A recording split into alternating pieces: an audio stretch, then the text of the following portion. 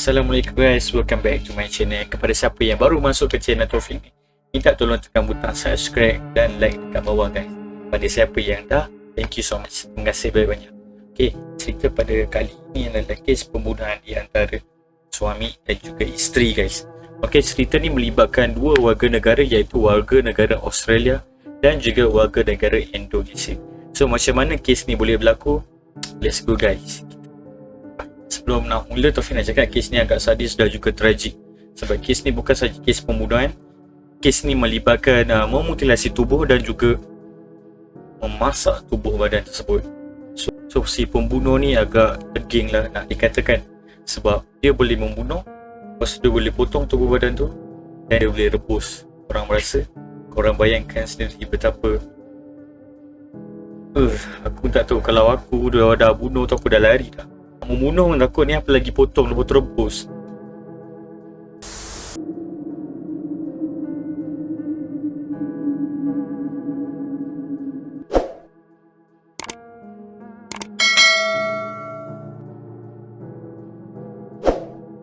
So sebelum kita nak memulakan cerita ni, kita mula menceritakan tentang latar belakang si suami dan juga isteri. Kita bermula dengan latar belakang si suami. Nama si suami adalah Marcus Peter Volk yang berumur 27 tahun yang dilahirkan di Ballarat, Victoria, Australia guys. So dia lahir kat sini, sekarang umur dia 27 tahun. Dikatakan Marcus ni pernah menetap di Vienna di Australia yang bekerja sebagai tukang masak di kapal pesiaran guys. Dia bekerja di kapal pesiaran itu hanyalah untuk menuntut kerja yang sebenar. Kerja yang sebenar adalah dia bekerja sebagai gigolo. Pada pandangan orang sekeliling si Marcus ni adalah pencinta haiwan dan juga binatang. Haiwan binatang samalah. Sebab tu kebanyakannya gambar dekat dalam social media dia bergambar dengan haiwan guys. Ibu si Marcus ni pula mengatakan si Marcus ni adalah anak yang sangat baik dan juga periang. Ada tanda-tanda yang pelik yang mengatakan si Marcus ni nakal ke, jahat ke, suka kacau orang ke. Mak dia cakap dia macam orang normal, dia tak mantul, macam budak tak teging. So macam budak normal biasa yang kita nampak dekat bawah rumah tu kan, lebih kurang macam tu. Marcus juga tidak suka dengan keganasan guys.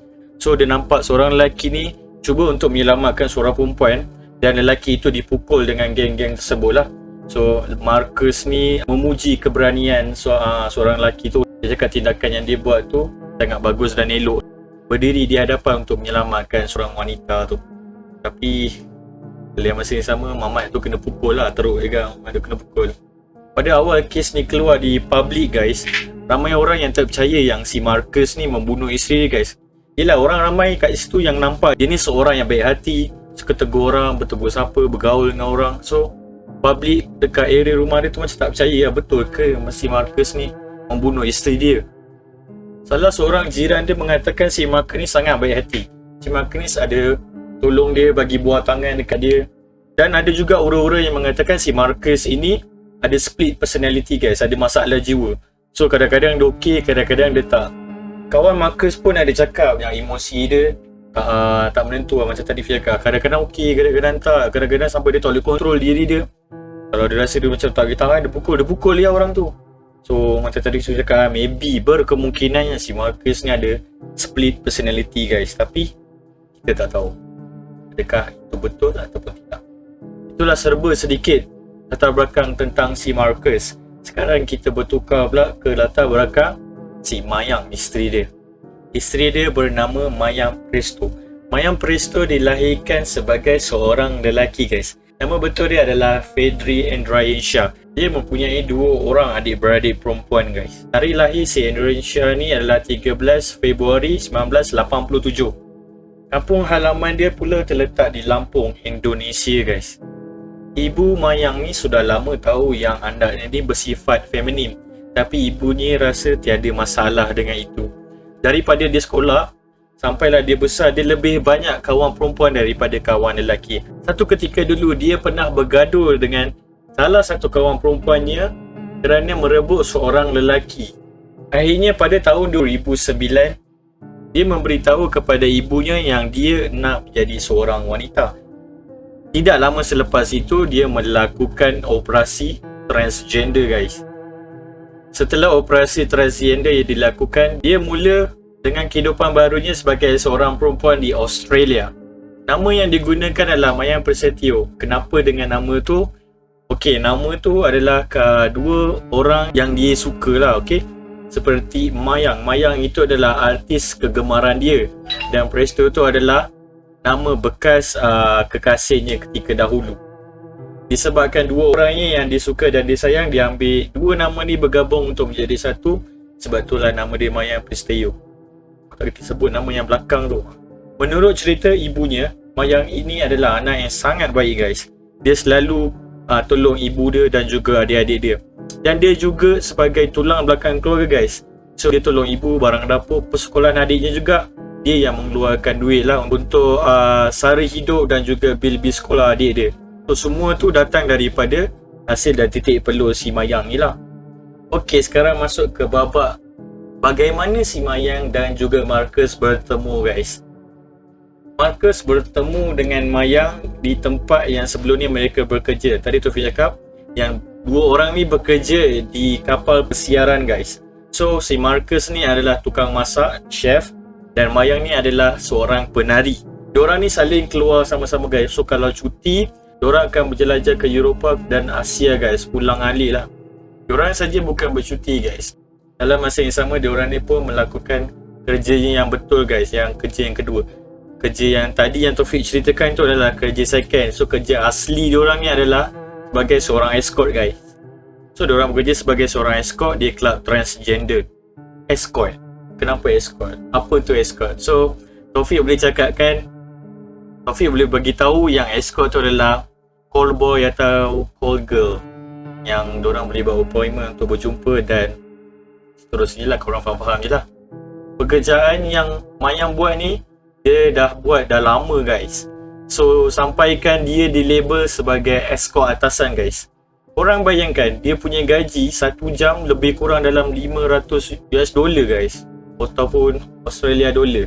Korang bayangkanlah, gila mahal babe. Sebab tu dia panggil kelas atasan punya harga lah. Kaya teruk. Dari hasil wang itulah dia hantar ke kampung untuk memberikan kepada ibu dia untuk menyari hidup dan juga membayar bil-bil sekolah adik dia. Of course lah, ibu dia tak tahu duit-duit tu semua datang daripada sumber apa. Pada awalnya Marcus dan Mayang ni bekerja di sebuah rumah merah di Melbourne, Australia guys. Tidak lama kemudian mereka berpindah ke Denmark dan juga bekerja di rumah merah di sana guys, di Copenhagen, Denmark. Tidak lama selepas mereka berpindah ke Denmark guys, mereka ingin mulakan hidup baru. Pada Ogos 2013, mereka melangsungkan pernikahan mereka guys. Setelah Marcus mendapat restu dari ibu Mayang ketika Mayang balik ke kampung. Ibu Mayang juga menceritakan tentang ciri-ciri si Marcus ni guys. Dia ni seorang yang pemalu, baik hati dan juga peramah. Ibu Mayang pun dah merasakan si Marcus ini sebagai ahli keluarganya sendiri guys. Ibu Mayang melihat kedua-dua orang ni mencintai satu sama lain. Disebabkan itulah Ibu Mayang memberikan restunya untuk mereka bernikah guys. Tapi ada yang pelik tentang si Marcus ni. Keluarga Marcus tidak tahu yang Marcus ini bernikah guys. Korang bayangkan, parents ataupun family di sebelah Marcus tidak tahu yang Marcus ni telah bernikah dengan Mayang. Sebab Marcus selalu balik kerja seorang, tak pernah bawa teman wanita, dan tiba-tiba je dah kahwin dan bernikah. So mak dia rasa macam pelik. So mak dia macam confused lah kan. Takkanlah tak ada girlfriend, tiba-tiba dah bernikah kan. Time tu juga Marcus memberitahu kepada ahli keluarga dia yang dia bekerja sebagai chef ataupun tukang masak di kapal pesiaran guys. Jadi sekarang ni keluarga dia memang betul-betul tak tahu sebenarnya cara kehidupan Marcus dan apa pekerjaan yang Marcus buat selama ni. So mak dia memang tak tahu, dan Marcus pun memang jaga line clear je guys, supaya family dia tak tahu kegiatan-kegiatan yang dia buat di belakang family dia guys. Siapa yang nak cakap dengan family dia perbuatan jahat kita kan. Aku pun kalau buat jahat apa, aku tak nak cakap dengan family aku. So kita diam, relax. Setelah mereka menjalani kehidupan sebagai suami dan isteri guys, 1 tahun selepas itu mereka mengambil keputusan untuk balik ke Australia dan menetap di sebuah apartmen di sana. So apartmen yang diorang stay ni adalah di Brisbane di Australia guys. Pekerjaan diorang, korang cuba teka apa? Diorang punya pekerjaan still sama, bekerja di rumah merah Tapi kali ini mereka bekerja sebagai escort di rumah merah Pleasure Dome guys. Pemilik rumah merah yang bernama Pleasure Dome ini juga mengatakan si Marcus ni agak sedikit kasar dan mantul guys. Sebab dia selalu mengambil ubat terlarang guys. Sebab tu dia punya emosi tidak dapat kontrol dan dia suka mengacau pekerja-pekerja yang lain kat situ guys. Ada satu hari tu dia datang, dia bawa pistol, dia acukan kat pekerja-pekerja wanita dekat dalam tu guys. So pekerja-pekerja dia rasa macam tak best lah kerja dengan ada staff yang macam ni. Dan selepas itu Mayang berjumpa dengan salah seorang kawan dia dan mengatakan, aku dah boring lah duduk kat sini. Aku rasa macam aku nak balik Bali. Disebabkan Mayang ni suka di Bali sebab dia menganggap Bali tu adalah rumah dia. Tetapi sayang impian itu tidak tercapai sehingga sekarang guys. Dia tidak dapat pergi ke Bali langsung walaupun sekali. Okey, sekarang kita masuk ke kronologi bagaimana pembunuhan ini boleh berlaku guys. Let's go. Jiran tetangga di apartmen baru yang mereka duduk ni guys mengatakan yang diorang ni ada masalah guys, ada problem. Selalu je bertekak, selalu je bergaduh, terjerit-jerit, terlolong-lolong. Diorang ni suka gaduh time-time malam guys. Pada 2 Oktober 2014 guys, mereka bergaduh dengan begitu teruk. So pergaduhan mereka ni berlangsung selama antara 30 hingga 40 minit guys. Keesokan harinya guys, 3 Oktober 2014, terdengar lagi suara mereka bergaduh guys. Kali ini mereka bergaduh pada waktu pagi iaitu 1.13 pagi. Korang bayangkan pagi-pagi diorang bergaduh. Berkemungkinan itu adalah nafas terakhir dari Mayang guys. Selepas beberapa jam kemudian guys, pukul 6 pagi, si Marcus ni keluar rumah untuk pergi ke supermarket guys. So barang yang dia beli adalah sarung tangan, peluntur, plastik sampah, penyapu dan tong sampah guys. Selepas dia dah beli barang-barang tu semua guys, dia dah pergi hospital. So dia ni nak pergi hospital naik taksi. Lepas taksi berhenti, dia masuk, pemandu taksi tu terperanjat guys. Uish, hal kan? Tu pemandu taksi tu tanya, kenapa berdarah-darah ni kan? Dia cakap dengan pemandu taksi tu, oh tak, ni saya potong bawang tadi terkena tangan tu yang darah-darah tu. So pemandu taksi bercakap, oh ya ke? Pemandu taksi tu terus pergi ke hospital guys. Dia kencing pemandu taksi tu. Tapi pemandu taksi tu kira berani lah kan. Aku kalau aku jadi pemandu taksi tu, orang masuk dengan darah-darah macam tu, cakap, tak apa-apa cik, saya nak balik sebenarnya, saya nak bawa. Tekan minyak tu gerak. Takut siut. Setelah sampai ke hospital, dia mengatakan kepada staff hospital tu yang dia berebut pisau dengan girlfriend dia sebab tu terkena tangan dia luka. Staff tu pun cakap, oh ya ke? Lepas tu staff terus ubat dia lah. Letak ubat, bandage, jahit dan balut tangan dia sebagai dia. Dia kencing lagi seorang guys. Jadi kencing berada taksi tu. Lepas tu dia kencing staff ke hospital pula. Pada keesokan harinya itu 4 Oktober 2014, Marcus keluar rumah lagi guys. Tapi kali ni dia keluar tengah hari guys, 12.14 tengah hari. Dia pergi ke supermarket lagi untuk membeli sebilah pisau. Orang nak tahu tu pisau tu dia buat apa. Dengan pisau yang dia beli tu lah, dia potong-potong tubuh badan si Mayang dan masukkan ke dalam plastik sampah guys. Teging mamat ni guys. Mamat ni memang teging teruk. Selepas habis saja dia memutilasi tubuh badan Mayang guys, dia memikirkan sesuatu. Kalau dibiarkan tubuh badan tu dalam plastik, lambat laun dia akan mengeluarkan bau. So dia takut nanti orang tahu guys. So dia fikirkan beberapa cara untuk menghilangkan bau busuk tu guys. So korang tahu tak apa yang dia buat? Untuk menghilangkan segala bukti dan juga bau busuk yang keluar dari beg tu nanti, dia cuba merebus tubuh badan tu dengan menggunakan periuk yang besar, tapi menggunakan dapur gas elektrik guys. Kau bayangkanlah dapur gas elektrik yang pakai plug tu, banyak karen dia pakai untuk merebus tubuh badan yang sangat lama. Disebabkan periuk yang digunakan tidak cukup besar untuk memasukkan semua badan-badan dan juga anggota lain ke dalam periuk tersebut, dia merebus kaki Mayang dahulu guys. Disebabkan si Marcus ni merebus menggunakan dapur elektrik guys, watt yang digunakan adalah sangat besar. Power supply di apartmen tu tidak cukup kuat, lalu terjadi lita pintas guys, short circuit lah, putus lah, bekalan elektrik putus. Susah tu, pelat rasanya aku ni. Lepas benda tu semua terjadi, dia confident guys, dia terus call technical, juru elektrik guys. So dia call, dia cakap dengan technical tu boleh datang ke rumah saya untuk betulkan lita pintas ni tak. Dia call orang tu macam tu sebabkan dia nak terus rebus tubuh badan yang lain juga guys. Sebab tu dia terus call maintenance tanpa fikir panjang. Dia call seorang tu datang untuk betulkan supaya dia dapat teruskan agenda dia. Tidak mengambil masa yang sangat lama guys. 1 jam selepas itu, technical tu datang ke rumah dia guys. Selepas technical dia datang dan masuk ke dalam unit apartment dia, technical tu ada bau yang sangat tidak menyenangkan guys. So technical tu mula menarik nafas dah membos yang macam, dan dengan mimik muka dia sekali lah. Setelah Marcus nampak perbuatan technical team tadi tu, dia terus cakap, oh jangan risau, itu adalah makanan anjing. So selepas dia nampak orang tu buat muka kenapa macam tu, terus cakap tu makanan anjing. So technical team ni tak ambil kisah sangat sebab dia nak terus buatkan kerja dia. Technical team tu terus pergi ke bilik air dia guys. Dekat dalam bilik air dia tu ada satu washing machine dengan satu almari kecil guys. Okey, almari kecil itulah terletak sebahagian potongan badan mayang guys, yang diletakkan dalam plastik kat dalam almari kecil. Tapi time tu technical tu tak perasan guys. Technical tu tengah fokus buat kerja dia lah. Apa yang berada dekat dalam plastik sampah di dalam almari tu adalah potongan kepala dan juga tangan si mayang guys. Ngeri. Selepas dia baiki tu semua, dia nak try dapur gas tu boleh pakai ke tak guys. Dia try dapur gas yang ada periuk besar, yang dekat dalam dia ada sepasang kaki yang telah direbus guys. Tapi time tu dia tak perasan juga sebab dia try on je, boleh ke tak boleh pakai. Selepas dia dah betulkan, selepas dia dah check up, semua dah ok, dia belah guys. Selepas dia keluar je daripada apartment si Marcus ni, technical team ni dia terus call management apartment tu dan mengatakan unit sekian ada benda yang pelik dekat dalam dia. Aku tadi masuk buat kerja, aku nampak benda-benda yang pelik, bau dan pelik.